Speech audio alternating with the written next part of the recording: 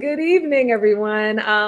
It is a wonderful Tuesday, and welcome to Better Together, sharing our lupus stories.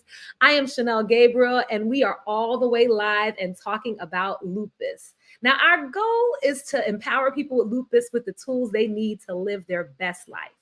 And now I'm going to invite my brilliant co-host to the virtual stage. Put some hearts in the chat for Dr. Michaela. Hello, Chanel. Thank you for the warm welcome. How are you doing? So glad to see you. So wait, how was your holiday weekend? Did you get a break? I actually was not in the hospital or in clinic, so I did have some real time away. I had some great family time, but I am always keeping my finger on all the big lupus events happening. And so there were lots of exciting updates that were coming out of Toronto, which is where Lupus 2025 was held last week. So definitely some exciting things happening there. Ooh, I'm so jealous. I'm so jealous. I feel like I traveled so much that I really just wanted to sit still. I was in DC for like a congressional briefing on lupus research. And then I was at my nephew's graduation. Go, Caden. He graduated from middle school in Atlanta. And then I performed at the county fair at LA. And I just wanted to be in my house. So I kept it light. And light means I did spring cleaning. So I washed everything that was in my house. It feels good though. It feels good. Wow. I don't know. Cleaning houses make my mind feel clearer. I don't know. Is it the same for you? Definitely. It's an organized space, helps me feel focused. So I agree with that 100%. How long did it take you? Oh, it took me the entire day because I took everything off of my couch, like all of the linens and washed it was a whole day thing, but I feel good. And I hope everybody else out there considers like organizing and keeping your space clean to keep your mind clear. So, yes. Well, let's get to the topic of the day, which is one I'm super curious about. And I really think I would have been a scientist in another life. We're talking about genetics and lupus. Dr. Michaela, have you treated multiple people in a family who've had lupus? So definitely, it happens a lot that I'll see, a daughter or a mother, brother, and they either have a family member who's already diagnosed, and then they start seeing me, or they're questioning if they have symptoms that may be suggestive of lupus, and then they start to see me and get a workup too. So it definitely happens a lot. Oh, wow. So it's interesting. Did their symptoms match? Like, was it different, or just curious about that part of it? Yeah, I mean, that's such a good question. I think that what helps people get diagnosed if they have a family member is that they're familiar with the symptoms. So they often will come a little earlier and say, I remember my mom or my aunt who had these specific symptoms, and now I'm starting to feel like maybe I'm experiencing them, but it's definitely not the rule. But I have seen it work out that way. Well, it's going to be interesting to have this conversation then. Yeah. I mean, genetics is a huge topic in lupus. We are learning so much about how lupus works on a genetic level. So today, our topic is the genetic code of lupus. Our guests today will be sharing their personal and professional experience on the connection between lupus and family history. And Chanel is going to do the honors of introducing our guests tonight. Oh, but of course. But first, we have the perfect dynamic duo to explore this topic with. We have Tenille Stewart. Hey, Tenille. Hi. Hi. Hi. Tenille is a chronic illness leadership coach and a certified dietitian. Her first rheumatologist told her that she wouldn't live to see 30. And Wow. here we are 20 years later, living proof that lupus is a diagnosis, not a death, right? And she is the CEO of the host of Happily Healed with Tenille podcast. And I have to share your fun fact. You are a trained musician. You originally went to college for classical voice and piano. Can you sing a line real quick? Like anything? No? No, sorry. I'm ready for this. I'm not going to put you on the spot, but we're just happy to have you on this show. Thank you. Thank you. Wow. The other half of our duo is Tenille's mother, Angella Stewart. Hi, everyone. Hi, Angela. Hi. Angela is Jamaican born, but both you and Tenille reside in Georgia. Angela was diagnosed with lupus in 2000 after having unexplainable aches and pains. And Angela's fun fact is that she loves to garden, but she is scared to death of bugs. I imagine gardening might be really challenging. Challenging, yes, for sure. I had an episode yesterday. I Oh, was moving bushes, and there was a snake. oh no, Oh oh no. no. There was a snake, We're and glad you survived and you're I, here. I, yeah, I survived that. Well, welcome, Angela. Thank you so much. Thank you for having me. Yes. And now to help us better understand the fundamentals of genetics, we have Dr. Shruti Mitkus, who is the Director of Patient Services and Community Hello, Education everyone. Initiatives at Global G. Hi. So you Hi. work at a global rare disease advocacy organization, and you've been a human geneticist for over 20 years, using your knowledge as a scientist to ensure that families not only understand the underlying cause of their disease, but they get the tools to advocate for access to better care. That's great work that you do. Thank you so Thank you much. so We're much. so, I'm so excited to be yes, here. We're thank happy to you. have you. And Dr. Michaela, who is joining us for our segment Spotlight on Research. So it is my pleasure to welcome Dr. Jaleel. Dr. Jaleel is a principal investigator at DM Clinical Research located in Boston. So welcome. Thank you so much for having me. Appreciate it. Yeah, we're excited to have you. So today we'll be learning more about the patient rights in clinical trials from you. So welcome, Dr. Jaleel. Thank you. Awesome. Now, if you are watching, that means we want you to be a part of the show. So please use the chat right now. Let us know where you're from, where you're tuning in from, and feel free to ask questions, share your thoughts throughout the entire show. Okay. I'm All so right. excited. Are you ready to talk to our first guest? Yes, yes, yes. I'm so excited. So put some purple hearts in the chat, as we've said, as we welcome Tenille Stewart. Welcome, Tenille, again. Thank Hi. you for joining us. Thank you I'm so not much for doing having me. This is anything, great. but please tell us a little bit about your lupus story. I was 19 when I got diagnosed. I had moved. I was like out of school. I was doing, I was kind of depressed, and I just was sick. I remember it was raining one day, and I was really stressed and upset about something else, and I just laid in bed for 2 weeks straight.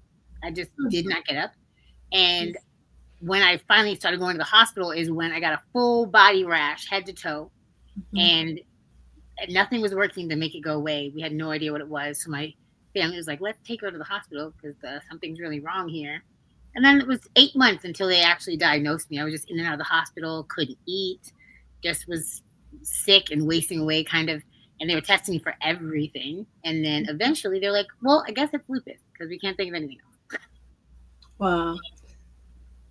It's disappointing to hear 8 months, but it's still on the lower, end of the spectrum, unfortunately. Yeah. And I heard that you had a pretty severe prognosis. So what went through your mind when the doctor initially kind of told you their perspective on your prognosis? Well, it was when I got diagnosed is when they told me that. So like the rheumatologist didn't. I wasn't exactly sure what lupus was at the time in the first place. So I kind of just took his word like as law because I hadn't heard of that disease before. And he just said the severity of what you have, the way you have it. I've seen other people like this, but they do not live till this age. You probably won't live till 30 or beyond. And I was just looking around like, am I being punked? Is this real life? Like, what's happening? Like, I was too shocked to cry. I was just looking at my mom and looking at me, and we were just shocked. We were just silent in the room for like a minute, and he had no like bedside manner. Like he had no like, he was just very straightforward with it, and looking at us like, okay, well, hope you have a great day. Like, yeah. I'm so sorry you experienced news like that. And, I think what's so important for our viewers to hear is kind of how you clearly have overcome how you heard that message. Oh yeah. I'm so grateful because that shock and then the battles I've had since then have really put me on a mission to figure out how to live my life to the fullest. Like at first I was thinking, if I can only live this many years, I better do something exciting in the couple years I got. Like I was like, okay, 19, I have a few, like I'm gonna do this in this many years and that many years, and like the flare ups always make me come back harder and stronger and decide to be happier and healthier and do it. Because I mean, no one knows how long, but if people are telling me the day or like the year that I'm not going to make it to, I'm like, well, I'm going to do a lot of stuff until then. Watch this. Like, you know? I love that. That's beautiful. Thank you. And you know, a few weeks back, you had me be a part of your podcast, Happily Healed with Tenille. And you, Episode. I know we're great. I want to say you're a great host as well. And a few days ago, if I'm not mistaken, you had your 100th episode. Yeah. Yeah, I did. Congratulations. What Thank made you you so start Happily Healed in the first place? So I didn't want any parts with talking about lupus, really, because I wanted to be like, I can do all of these other things. Look at me. But really what was necessary, what I was needed for, is to show people that I'm doing all these other things and living all these cool experiences while having this chronic illness diagnosis. And being diagnosed does not mean your life is over. It does not mean you can't anything. It means you're going to do it differently and you're going to figure out a way. And I just wanted to be hope for people. I wanted to be that person that I was needing when I was laying in hospital beds for months at a time, when I was learning how to walk again, when I, you know, all of the things, when I was just laying there sad and like, nobody else has this. This is like only a few people and I'm not able to do these things. So they told me I'm not allowed to, or I can't, and I'll never will. I just want to be that for somebody. So here we are. Here we are. Well, we appreciate you creating this inspirational platform. And we're going to bring you back a bit later to talk a little bit more and have your mom join in on the conversation. Thank you so But much. thank you. No. And before we explore more on the lupus experience of two people who share the same genetic code, let's learn a bit about just that, genetics. So we have Dr. Shruti Mitkas who can help us better understand it. Please, everyone, put some purple hearts in the chat for Shruti. Hello. So glad to have you.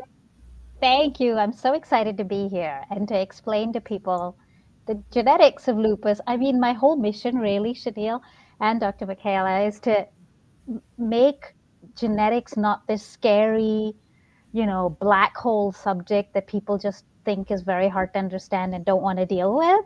So I am so excited to break it down and help explain what is DNA.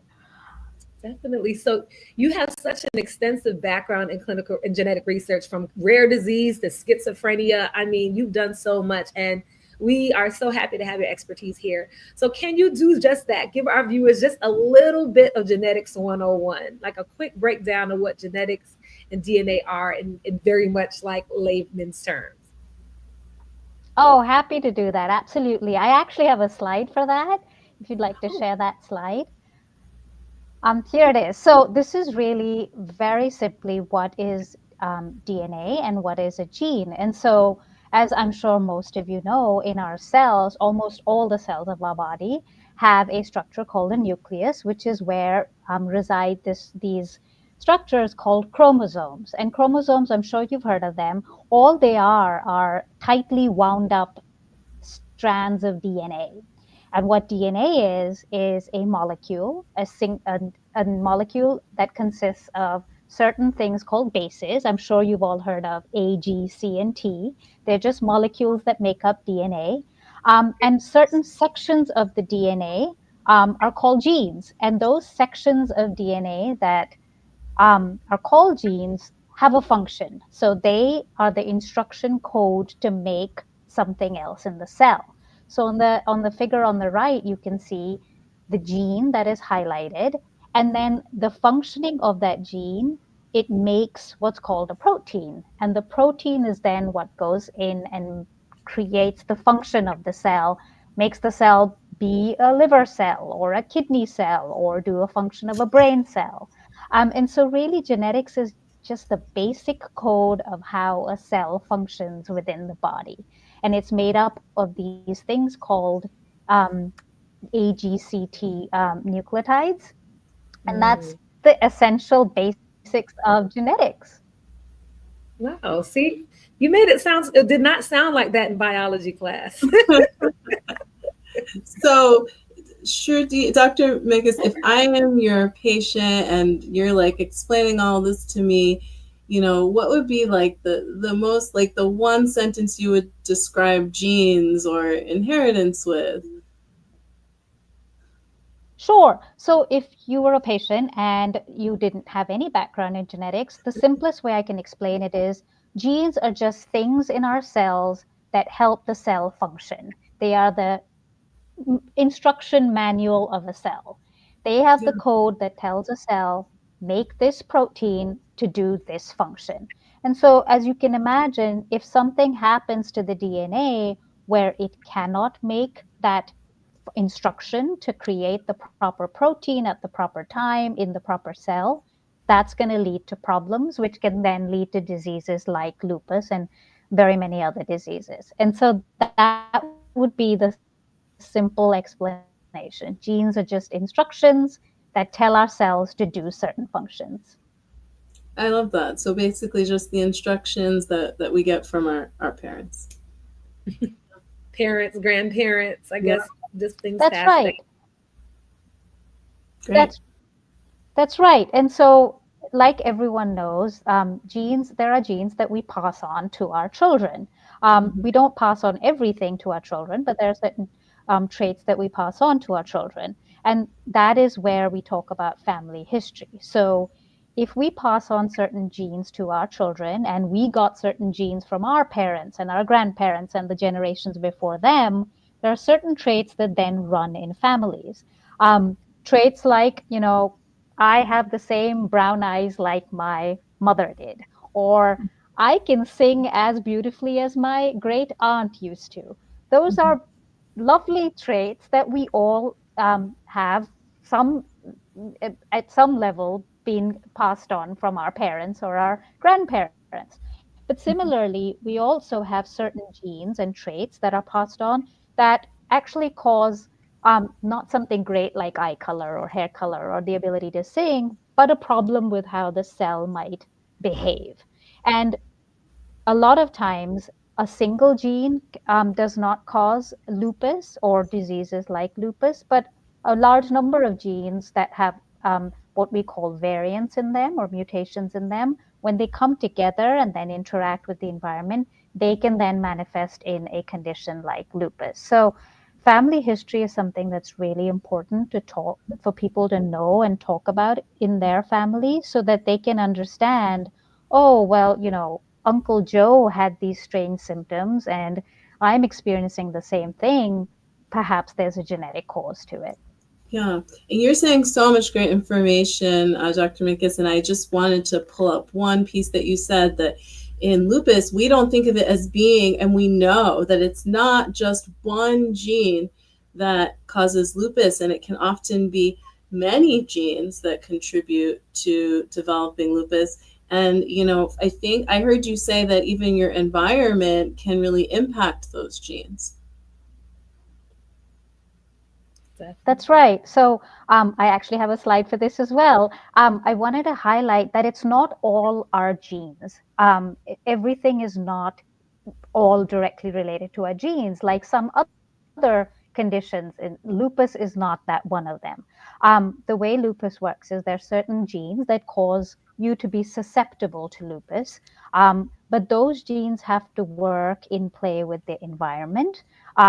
As well as certain external triggers that can regulate the way the immune system works. And so we call this epigenetics, which is genetics as the DNA, and epigenetics are things outside the DNA code, but they impact how the genes function. And so in this graphic, you can see genetics as well as environment go hand in hand to create sort of the perfect storm, which then manifests in certain lupus symptoms. And so that's exactly right. We don't know of a single smoking gun gene in lupus. In fact, as of last year, the scientific literature points to at least 30 genetic variants that make people susceptible to lupus, but then you have to have an environmental trigger or other environmental external factors that then can manifest as lupus. So that's a really good point you bring up, that it's not all in the genes.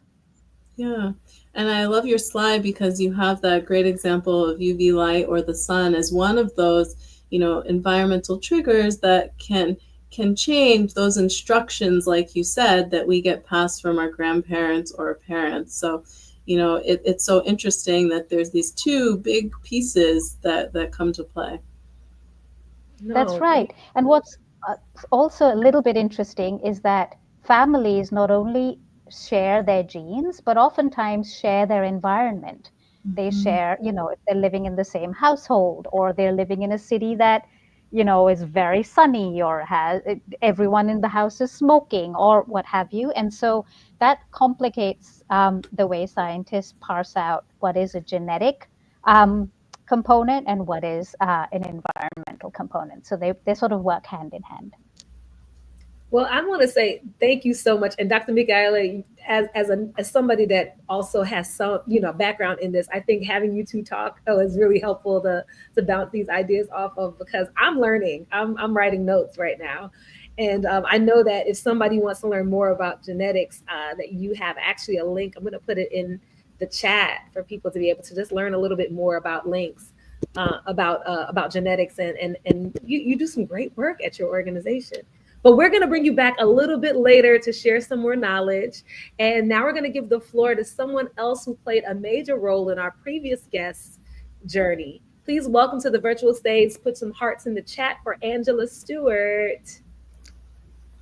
Hello. Hi. Hello, Angela. So, first things first, we hear that you are a skilled cake decorator. So, how did you get into it?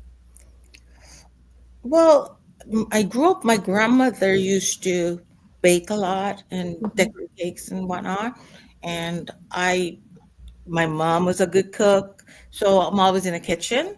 But eventually, what happened, you get older and everybody wants you to make something for them. They always want you, and then I'm like, wait a minute, I can make money doing this thing. So I'm like, I'm gonna start charging people. And then I had a small business in New York at one time, but Wow. and I now I do it at Publix, but at some point I might get back into it, like on my own. I'm looking into it because I enjoy it. I really do enjoy the Wow. decorating part of it. I- Oh, Yeah. What kind of cakes are these? those you get are Publix. I make those in Publix, the supermarket. They don't have Publix in New York, or you said Yes, yes, Massachusetts. yeah. Yeah, I've Yeah, been to so one. if you come to Florida and Georgia, then yeah, you'll get. But this one is not a Publix cake. That's mine. That's a cool cake. Oh, Yeah, wow. that was for my mom. She had it was for Mother's Day, and she's got Mhm. 6 children. So I figured, okay, I'm gonna make a chicken with some eggs. So that's how that came about. So that was for her Mother's Day 2 years ago, I think. Oh, Yeah. wow. Those look so delicious, but I know we have to switch the energy just a little bit, just because we want to stay on topic about lupus, right? But not only as a support, you're not only a supporter of Tenille, you're also a person living who was diagnosed with lupus. Now, can you please really quickly tell us your lupus story? How did you come to this space? Uh, I was diagnosed about 2000 or so, and I was just having some really debilitating headaches, and they couldn't figure out why I was having these headaches by doing MRIs and whatnot. So my blood work came back, and surprise, surprise, I was told you have lupus. I'm like, huh? Because I really didn't know a lot about lupus, and but I don't have the journey like Tennille and other people. My journey's been really, I haven't had a big flare up or anything. I have things that happen over time, I've had, but nothing I've been hospitalized for or anything like that. So I don't talk about it because I don't have those stories, because I've seen my daughter go through all that, and I'm like, this is nothing. I have nothing. That's how I look at it. So Mm. yeah, but my journey has been not anything close to what a lot of people go through, and I don't know a lot of people who have a journey like mine who don't go through a lot. So I always wondered, did this happen to other people? I don't know. I definitely want to say I know some people whose journey has been very, very light compared to like, to Neil's or even mine, and I think that it's also important to recognize that, it's okay to not have a crazy journey. I remember the first time I went to a support group and I was listening to everybody. It was very early in my diagnosis, and I was listening to everyone, and I almost didn't want to contribute because I was like, "Ooh, girl, you're going through it over here." But I Yeah, still felt the need. Like I still had moments where I just wasn't feeling well, and it felt nice to be around people to share that. So I think that's important. Yeah, right. that's so important, Chanel. It's a huge spectrum for the patients I work with, the people I work with. So thank you for telling us that. Angela, I know you shared with Chanel that cameras make you a little nervous. We appreciate you being so open to sharing your story. It's also just great to hear that your lupus isn't active. We can celebrate that. Yeah, for Um, sure. But I feel and guilty because, I feel a lot of guilt because it feels like you know, I gave it to her. That's how it feels like. Is it from me? And then she's having it so it's really bad for her. So I guess maybe sometimes that's why I don't talk about it because, I feel really guilty. Like, geez, why her? You know what I mean? Yeah.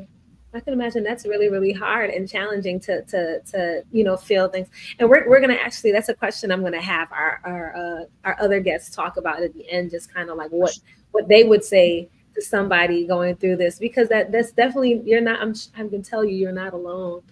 In this, there are quite a few mother-daughter pairings that I know, and mother-son pairings that I know that have this. So, but your story is so important. So, thank you so Right. much. Thank you for having me Yeah. share. Yeah. So so I want to pull Tenille back in and get back with us to talk a little bit about your shared experiences. So let's pull Tenille in. now to Neil, now that both of you are here, so I'll say this. I know you just kind of talked a little bit about just that other thing, but what has it been like supporting your daughter living with, like, how has it been? Wow. It's been a journey, I tell you. Um, I when when she got diagnosed, it was really, really difficult because it was almost a year before we found out. So it was hospital. I had to quit my job. At that time, I had a job, and I quit my job because I had to take care of her because she was wasting away in the bed. So, and every step of the way, we've done it together. My husband was there, but he was taking care of business, and I'm like, when she started green juicing, that was one of the things that she did. And every day we had to do that green juice. So it's been a struggle. It's been hard, but I admire her so much because I I don't know if I could have done that what she's done because I'd probably just go hide away, and but Mm. she's an amazing girl. I'm very proud of her, so yeah, for sure. I mean, and you've seen her through some serious things and some serious times. Oh yeah. And I think it's really, really great that she had a supportive figure like you with her to help her through this hard journey. And Tanil, how have you been a part of your mother's journey? I know she just mentioned that she doesn't really talk about it. What is your experience with your mom also having something going on? I know, Angela, you've told me that you sometimes feel a little achy or things of that nature. But Tanil, what has it been like for you? My mother could have a leg fall off, and she'd be like, "You know what? It's fine. I got another leg, so I'm cool." Like, she does not complain. Like she just lets pain be pain, and like I I feel like I have a bit of that from her, and it's just when she got diagnosed, it was such a blip of nothing that we never even investigated what that is, or like when I got diagnosed, we were all like, "What is that? I don't know if I've heard of that." And she's like, "Oh yeah, I heard something about it years ago." Like, girl, you were diagnosed. Like, what do you mean? So, I didn't want to own it. I'm sorry. Good. I just said I didn't want to own it, I guess. I was like, I don't want to own this. Yeah. So The fight that she has for me specifically is because she doesn't have any backup children. This is it. This is me. Like she doesn't have any other like. There's no plan B. Like I must survive, thrive, live on past her, and that is both my parents. That was always their thing. Like when I was in the hospital bed, I remember Daddy telling me like, "This is not the plan. You are supposed to outlive me. So." Fix it. Like, don't die here. You don't have it in the schedule. And I was like, okay, Daddy, like, I'll stay alive. So that's, yeah, that only child thing is a bit of pressure. Stay alive, stay healthy.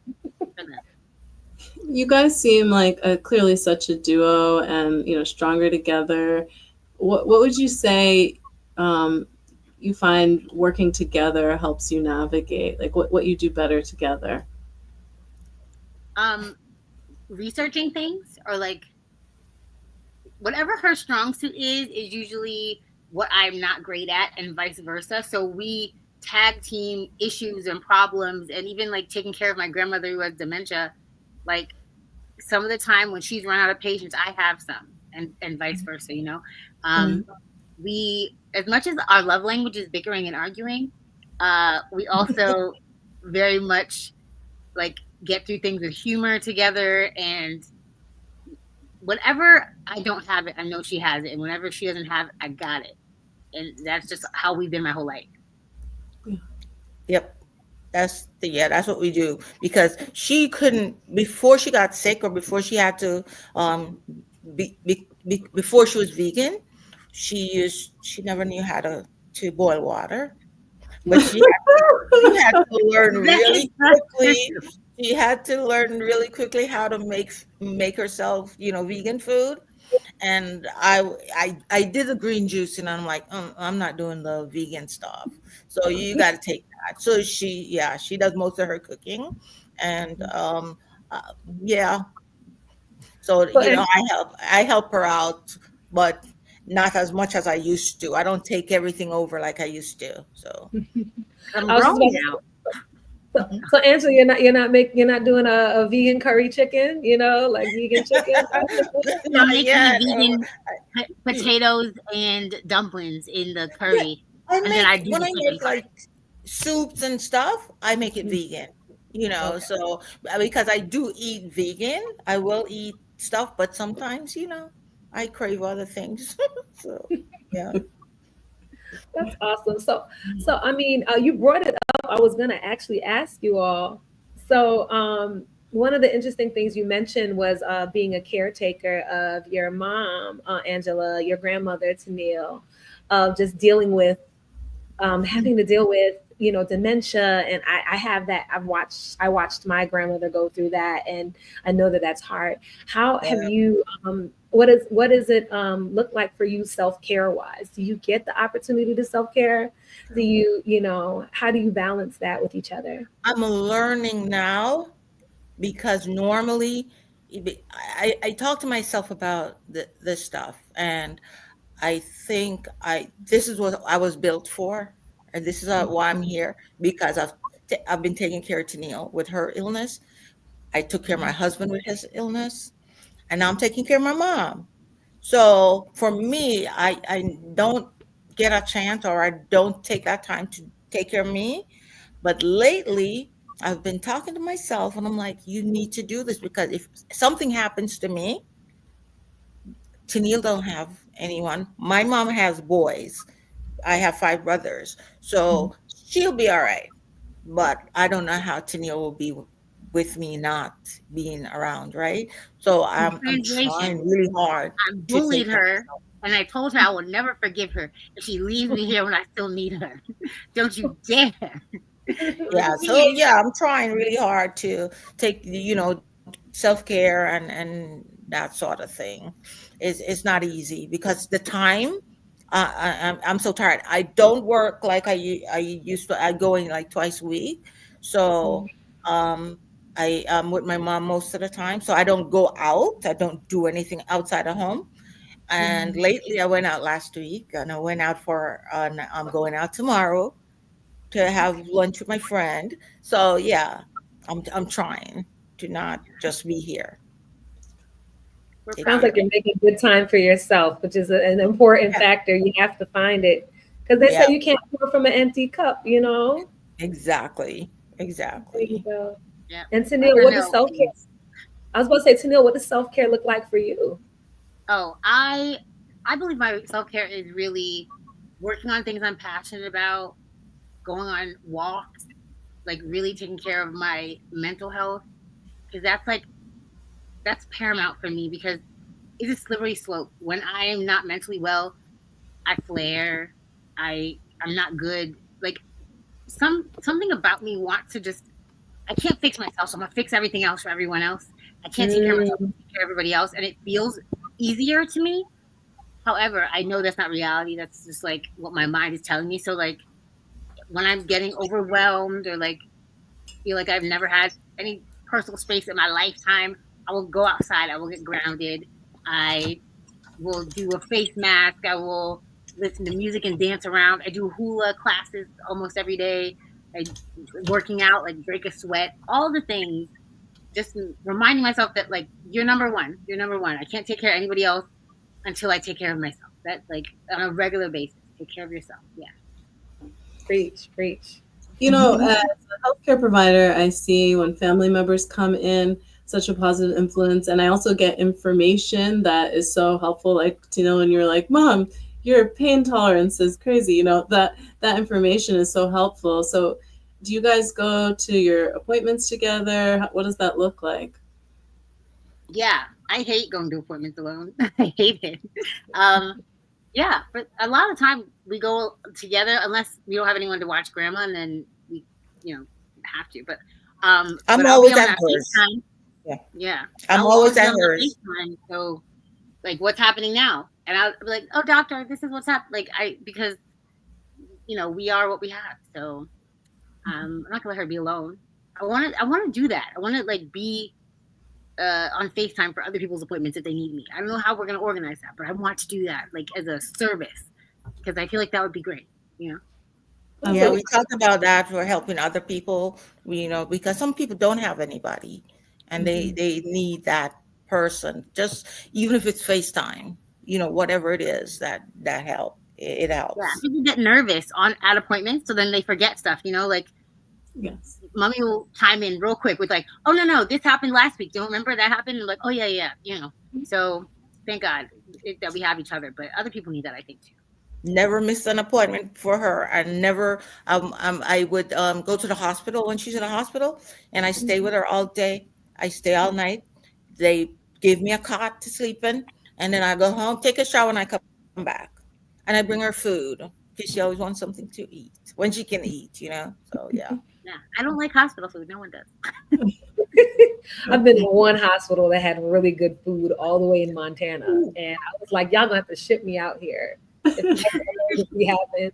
But no, that's so beautiful that y'all have that experience and relationship with each other. And I know moms and daughters and parents and children can have their challenges, but the idea that you both have been really supportive throughout this journey and the other journeys that are happening around you as well is super awesome and amazing. And you just show what a family looks like when they support each other through their illnesses. So we're looking forward to having you share your final thoughts at the end of the show. But now we're going to actually go to another segment, our special segment, which is called Better Together Spotlight on Research. Okay, Yes. so Spotlight on Research is where we learn more about the path to developing new treatments. So exciting. And today we have Dr. Jalil, who is joining us to discuss informed consent, which is an important component of clinical trials. And so we're excited to have Dr. Jalil here. Hi. Hi. Thank you for having me, Chanel and Dr. Michaela. Yes, yes.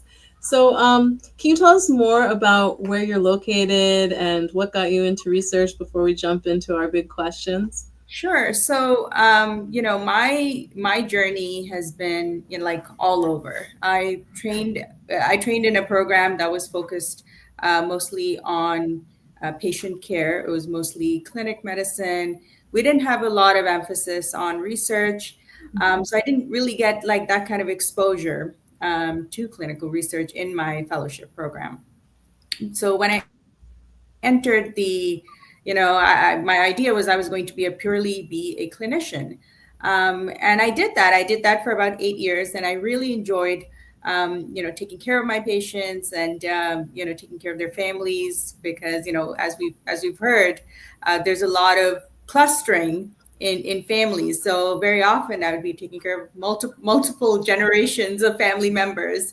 And then 2 years ago, I became an investigator at a clinical research site, and I found meaningful ways to contribute in that capacity as well, even though it's not like exactly direct patient care, but you're helping the advancement of clinical research, helping develop new therapies that are safer, more effective. I always remember one of my patients who was in one of the first clinical trials for a biologic. He had ankylosing spondylitis, so not lupus, but another autoimmune disease. And he was in a wheelchair, and they told him he would never walk, and he was in his like 20s or 30s. Wow. And he was one of the first biologics that was marketed, or one of the first clinical trials for biologics. And I saw him when he was in his 70s, and he was doing great, and he had children. He was living such a great life. So I think our patient volunteers who have contributed to the development of clinical research, like new therapies, safer therapies, more effective therapies, especially for lupus. We didn't have anything until like about 15 years ago. We had almost nothing, and now we have so many good treatment options, and they're more on the horizon. And I'm so excited for this and for our patients. Oh, awesome. Yeah, I'm excited too. I know everybody's different. Everybody's lupus is different. So having different options is always key. So now we're here to talk about informed consent. Please explain to our viewers, what is this and why was this added to the clinical trial process? Was this always a part of it? So, so let's start with what exactly is informed consent. Every time we have a patient volunteer who enters a clinical trial, part of the process is that we explain everything about the clinical trial itself. So all of the relevant information about the study, what the purpose of the study is, what procedures, including lab tests, if there are any other procedures going to be a part of the study, any risks or benefits that so far we know about the treatment option that is being studied. What are the alternatives if a particular treatment option doesn't work? Can they, transfer to another group in the clinical trial or a different arm in the study? And all of this is voluntary. So, a patient participant has to agree to participate free from coercion. You can't incentivize the patient in any way or coerce them to be a part of the clinical trial, or they're allowed to leave the trial at any point in time if they feel uncomfortable. If they don't feel like they're feeling safe, they're entitled to leave the clinical trial without any penalty to them.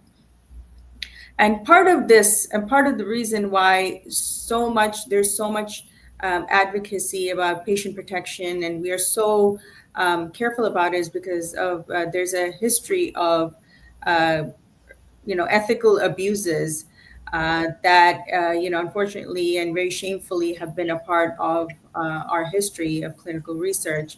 And this is why we need to have very strong ethical oversight. We also have something called good clinical practices, which is not a bunch of, but like a set of guidelines that ensure the protection of our participant and autonomy and their autonomy, and guide the ethical standards in conducting clinical research. So no, thank you for explaining that. And I think people only think about, because you're talking about these protections, all these things listed in one place, kind of like a contract. And I guess it's a contract. I think a lot of times we think, oh, I'm signing my life away, right? I'm signing this thing to you. Mhm. But it sounds like we're both agreeing to these terms. This is the understanding that we mutually have. Like you're required to do all of these things too as an investigator. Would you say that? Absolutely. And then, consent forms like can be very detailed, like there've been 13 pages to like 30 pages of consent, and they have to be detailed because they have to list everything that we will do. And they're very, very highly regulated by the FDA. And, each and every patient who enters a clinical trial that I'm a PI of, I talk to them. I ask them, do you have any questions about this? If there are any questions, if there are any concerns, literally before it, like say it's a vaccine trial, like 10 seconds before the needle hits your arm, if you say, hey, you know what, I'm not comfortable, that's it. We're stopping immediately, and, we can reconvene at a different time if you want to take some time to think about it. But if you say, no, I don't want to be a part of it, that's it. We're done. We never, there's no coercion anymore. I mean, at least that's the way it should be done, and that's the way is the right and the ethical way to do things. Dr. Jalil, can you share what, like one specific example about some of the protections and informed consent for a patient? Sure. We talked a little bit about this. So all the participants or the patients are aware of the potential risks and benefits associated with trial that we know of. Now, you have to understand, in a clinical trial, something is being studied. We don't have all the information about this product, right? So but what we know from the previous trials or from animal studies, we can give you that information at least, so that you can make a good informed decision about this particular trial. We uphold a patient's right to their autonomy in decision making. If the patient wants to withdraw at any point in time without any penalty or loss of benefits,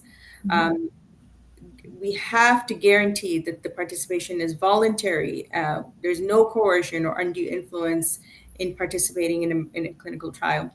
And also, there should be dialogue. Like the patient should feel free to ask questions and to make any clarification that they need. We're there for it, and we want them to feel empowered when they participate in our clinical trials. So. That's helpful. And it's good to know that these are things that are laid out in this document. So if ever there's a question, it's like laid out.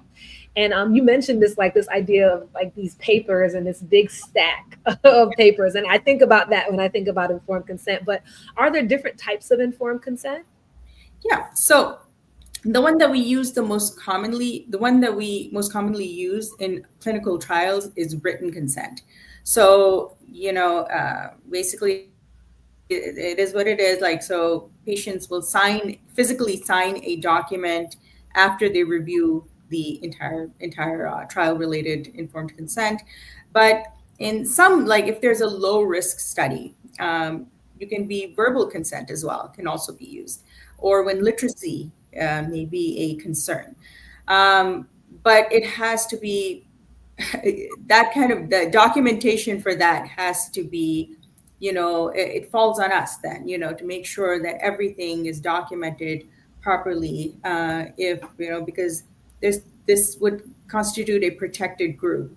And, we need to safeguard their rights, because if they're not able to do it for themselves. And then there's, other things like electronic consent. So, maybe it has like pictures in it, or like a video. So or multimedia elements for better understanding, better comprehension. Sometimes you can use implied consent, which honestly I have never seen used in a clinical trial, but sometimes I guess you could use it if it's a survey or research.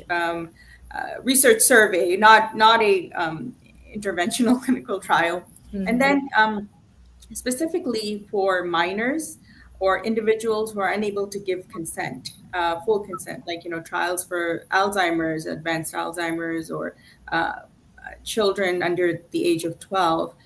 Sometimes assent is obtained from the participant as well as the guardian, who's usually the parent. And so, that is one kind of consent as well. But So thank you so much for breaking all those down. Still processing all of them. But Dr. Jaleel, so say I was a patient and we had like a more classic, written consent that I was reading about the study, and I didn't understand everything in it. Like, what would happen there, or how could I, advocate for myself in that moment? So I think the most important thing is to understand what the barriers to comprehension are, right? So for example, if you speak a different language, say, we have a lot of patients who are Spanish speaking only, or Portuguese speaking only, especially in Boston, and they have a hard time understanding the consent if it's written in English. First, if you don't have a Spanish consent, you cannot proceed, because that's the most important part of the clinical trial. If the patient or participant does not understand what they're reading, you cannot proceed with the clinical trial. They, unfortunately, I would not be comfortable including them in the trial, because they cannot consent to the most important part. If they don't understand the trial, they can't consent to it, right? So that's the most important thing. But if there is a certain protected group, so for example, clinical trial is about, say, it's about advanced Alzheimer's, or if it's vaccinations in children, then a lot of time like say the guardian or the person who is responsible, the power of attorney or medical decision maker, can make the decisions, but they have to sign then as well if the patient cannot sign for themselves. So we take that very, very seriously. Like we can't start the trial. We can't even talk to you about the trial. Like we can talk to you about the trial, but we can't even talk to you about the procedures or do any procedures. Yeah. Even a vital sign, we cannot take a blood pressure or a pulse if you cannot sign the informed consent. I mean, that's really helpful. I guess I was also thinking about, like, say, language wasn't a barrier, but I'm just having trouble understanding some of the, like the text or the context of like how the study's set up. Are there people who can like sit with you and help explain a little bit more about what, the day to day? Absolutely. So, I think, in fact, I do this all the time, pretty much with all of our participants. The informed consent, if anyone has ever had the opportunity to read an informed consent, anybody who's listening, they're written in very simple language. So they're written at an 8th grade level. They're not supposed to be complicated. They're supposed to be very simple and very easy to understand. Awesome. So that's part of the way that they are written.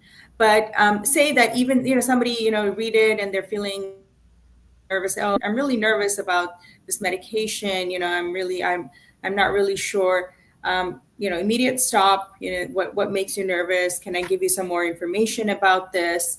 Can I clarify some of this thing? Some of the things that are written over here. If there's a blood draw, can I clarify what we're going to be obtaining? A lot of people are concerned that their genetic information is being taken and used without their consent, or what exactly they're signing up for. Especially with a lot of clinical trials, I get asked this question a lot. And so explaining that if they want to opt out of that part of the study, they can, and they're entitled to. And if that's a very important part of the trial and they're not comfortable sharing that, then of course they can't be in the trial. But we'd love to have them in there. But unfortunately, if somebody doesn't understand exactly what the trial entails, we can't have them in the trial. And thank you. Thank you, Dr. Jaleel, helping us understand that. You've put in place so much about patients and research. And thank you for running a site that is currently running trials to help lupus. Yeah, we're very busy, and I think it's good, because I'm so happy that there's so many good options out there for our patients now, and I'm so excited to develop more. Yes, no, thank you. Thank you so much. And now we're going to bring everybody in together for some closing thoughts. We're going to actually bring everybody back. Everybody, you can bring you can also bring Dr. Jalil back as well. Welcome back, everyone. We've been talking about so many exciting topics. We just have a few minutes left, but we'd love to hear from maybe Tenille and Angela, one sentence, sharing some advice for people who are caregivers, patients. Go, mommy. Self-care. I'm learning self-care is so important. If you're a caregiver or a warrior like Tenille, or if you're dealing with a disease, self-care is important. Definitely. I would say it's not diagnosis or live your life. It is diagnosis and live your life. You are fully capable of having quality of life, regardless of what the diagnosis is. Do not retreat. Do not shut down. Find community, find understanding, and live your big, beautiful life. And to our doctors, what advice do you have for a person with lupus who's thinking of having children or just thinking about having lupus and somebody else maybe in the future being affected by it? What would you say to a patient? So I'll start and then I'll let Michaela jump in. But I first of all, I find so much inspiration in my patients with lupus.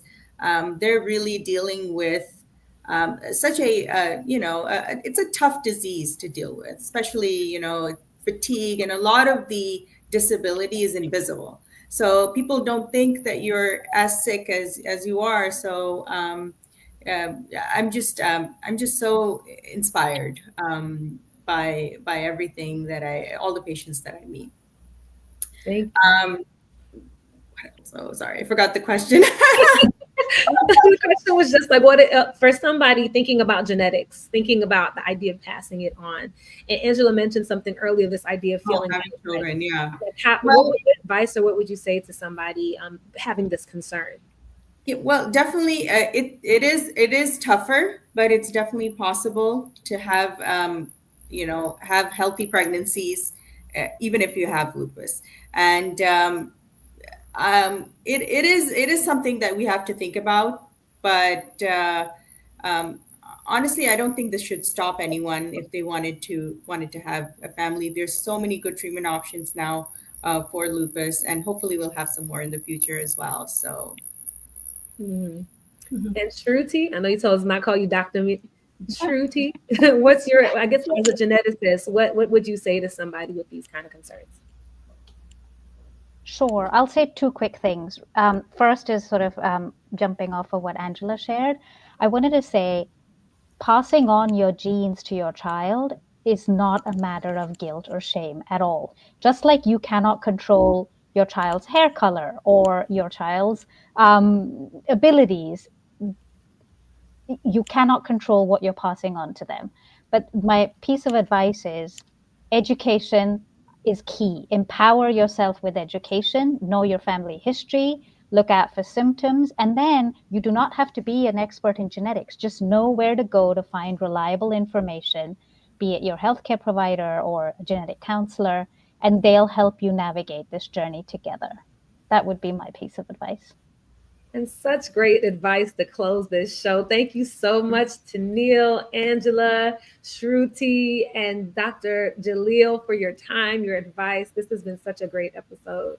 Thank you so much for joining us. We also want to thank you, our viewers. Our chat was like flooded. We had so many great viewers that were from all over the city. Thank you so much for joining us. Yes, Chanel. We also have a special thank you to Biogen for making this show possible. If anyone is interested in getting more information about lupus or information about participating in clinical trials, You can use the camera on your phone, scan the QR code right here, or go to Biogen, Biogen, triallink.com. So you can see it here on the slide.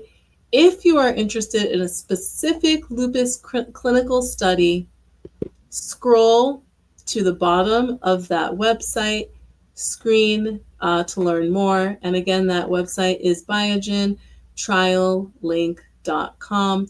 We'll be sharing the link and QR code again at the end of the show in case you missed them. And you can also see the chat for a direct link. And don't forget to join our community and follow us on Instagram for Better Together Lupus and on Facebook at Better Together Lupus. And check out past episodes you might have missed to learn about how to live your best life with lupus. So we're excited to have you join for our season 4 finale on June 10th called Navigating Challenges with Lupus. And we're going to have Lupus Chanel take away the end of the show. This skin I've been wearing is not just mine. I share it with those weaved into me. Sometimes it itches, grips my bones too tight, restricts my breath. Other times it gives to everyone until there is nothing left. Used to doing without, keeping everything in. Eyes fill to the brim with nothing spill, but nothing spills. I have felt like I have a responsibility to carry layers upon layers, challenges passed down to me, but I know sacrifice as a form of love is almost a pre-existing condition. But that gene has to stop with me. I'm going to be focused on channeling the resiliency in my DNA, recognizing I come from people with the power to change their trajectory, not just in life, but also genetically. Thank you so much. We're excited to see you all next show. Have a good night.